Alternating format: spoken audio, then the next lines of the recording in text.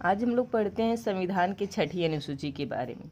छठी अनुसूची में दिया हुआ है असम, मेघालय, त्रिपुरा और मिजोरम राज्यों के जनजातीय क्षेत्रों के बारे में प्रशासन। तो पहला प्रश्न ये आता है दिमाग में, क्यों इन चार ही राज्यों की बात की गई है।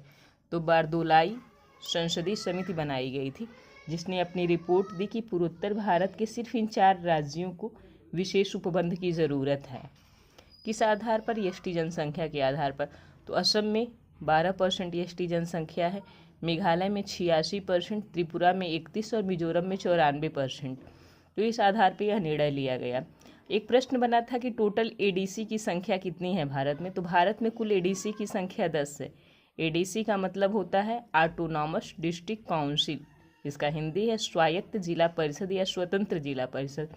ये अपने यहाँ के कृषि, भूमि, पुलिस और स्वास्थ्य ऐसे विशेष चीज़ों के लिए निर्णय लेने के लिए स्वतंत्र होते हैं कि कहाँ किन चीज़ों की ज़रूरत है।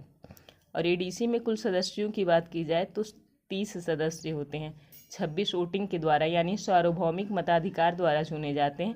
4 गवर्नर द्वारा अपॉइंट होते हैं। अब एडीसी की संख्या 10 है तो कहाँ पे कितनी है? तो इन चार राज्यों में ही होगा।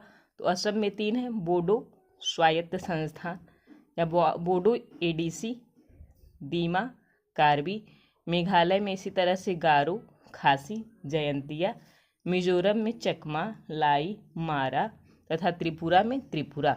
इस तरह से टोटल एडीसी की संख्या 10, इसमें सदस्यों की संख्या 30 और इन चार राज्यों में एडीसी का प्रावधान है।